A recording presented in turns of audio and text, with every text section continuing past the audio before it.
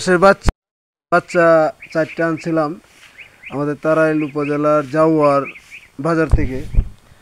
তো আরও ছোট ছিল, এখন মোটামুটি বড় হইতেছে। আমার শখ ছিল আর কি যে রাজহাঁসের বাচ্চা পালবো। তো এখন প্রতিদিনই তাদেরকে আমার খাওয়াইতে হয়। এই যে দেখেন, ঘাস তুলে আনছি। তো একদম পিচ্ছি পিচ্ছি ছিল, এখন মোটামুটি অনেকটাই বড় হয়েছে। তারা ঘাস খাইতে পছন্দ করে।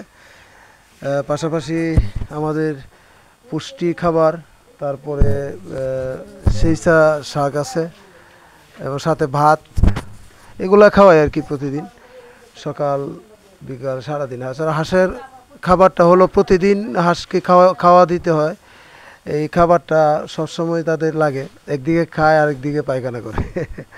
তো আমি একজন ছোট্ট কৃষক হিসেবে কৃষি চাষে আমি আসলে খুব, আমার নিজের জমি নাই, কিন্তু হাঁস মুরগি পালন, গবাদি পশু পালন আমার খুব শখ। কিন্তু আমার জায়গা না থাকায়, চাষের জমি না থাকায় আমি কিন্তু সেটা করতে পারি না। তাই কিছু কিছু হাঁস, কবুতর, তারপরে ছাগল, এগুলো আমি পালন করি। এগুলো থেকে মোটামুটি একটা প্রফিটও পাওয়া যায়।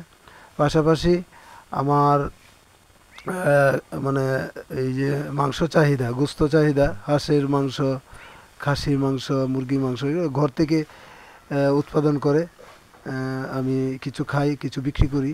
এতে আমার অর্থনৈতিক কিছু লাভবানও হই।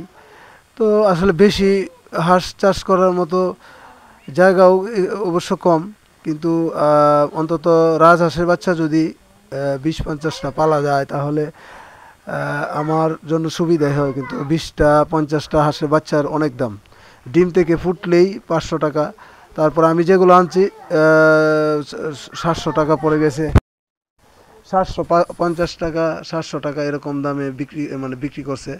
আমি এগুলো কিনে আনছি এবং এগুলা আমি এনে পালন করছি। তো দেখতে দেখতে মোটামুটি অনেকটাই বড় হয়ে গেছে। 50টা হাঁসের বাচ্চা যদি একটা পাল করা যায়, হাঁসের পাল, তাহলে এখান থেকে কিন্তু অনেকটা লাভবান হওয়া যায়। হাঁসের বাচ্চা বলতে এটা রাজহাঁসের বাচ্চা, এটার মধ্যে লাভ আরও বেশি, যদিও কিছু খরচ আছে এবং খাটনি আছে, পরিশ্রম আছে। পরিশ্রম ছাড়া তো আসলে কোনো কিছুই হয় না। তো পরিশ্রম করতে রাজি, কিন্তু আসলে এটা একটা ভালো পুঁজিরও প্রয়োজন হয়। কন্টেন্ট ক্রিয়েটর হিসেবে আমি যে উপার্জন করি, এগুলো এখন অনেকটা সীমিত হয়ে গেছে। তো এরকম বাচ্চা যদি 50টা পালা যেত, 50টা পারলে অন্তত 40টা টিকে যেত। 40টা রাজহাঁসের বাচ্চা বড় হইলে, চিন্তা করেন, একটা রাজহাঁসের বাচ্চা বড় হইলে, উপযুক্ত হইলে, ডিম পাড়া উপযুক্ত হইলে একটা 2000, 3000, 2500 টাকা বিক্রি হয়। 40টা বাচ্চা কিন্তু 80,000 টাকা বিক্রি করা যাবে। এটা বড় হইতেও বেশি দিন লাগে না, 6 মাসে কিন্তু অনেকটা বড় হয়ে যায়। 6 মাস অথবা 8 মাস হয়ে গেলে অনেকটাই বড় হয়ে যায়। তো রাজহাঁসের বাচ্চা কিন্তু শহরেও চাহিদা আছে। রাজহাঁস বড় হইলে কিন্তু রাজহাঁসের মাংস কিন্তু অনেক স্বাদ। তো এই যে দেখছেন, ঘাস তুলে এনে দিছি। তো এটার পাশাপাশি দিতে হয়, খায়। তারপরে সেইসা শাক, এগুলো খুব একটা খরচ না, শুধু ভ্যাকসিনগুলা সময় মতো দিলেই রোগ রোগ থেকে মুক্তি পাওয়া যায়।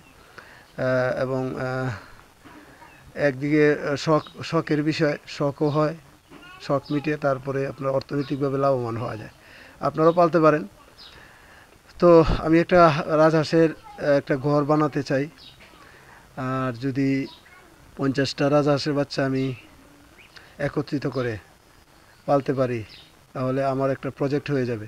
এই প্রজেক্টের জন্য আসলে অর্থনৈতিক বিষয়, 50টা বাচ্চা যদি ডিম ফুটিয়ে আনি, তাহলে 500 টাকা করে 25,000 টাকা। আর আমি যেগুলো আনছি 700 টাকা করে।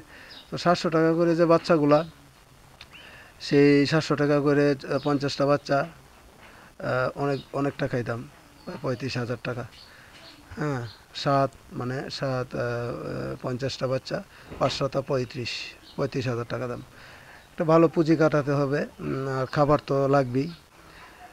তো এই 50টা বাচ্চা যদি 40টা টিকে যায় 6 মাসে কিংবা 7 মাসে, 8 মাসে, যদি 40টাও টিকে, তাহলে 2,000 টাকা করে বিক্রি করলেও কত হয়?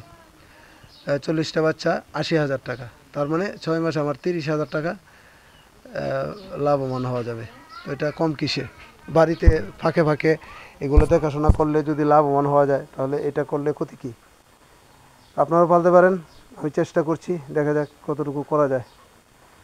সবাই ভালো থাকবেন।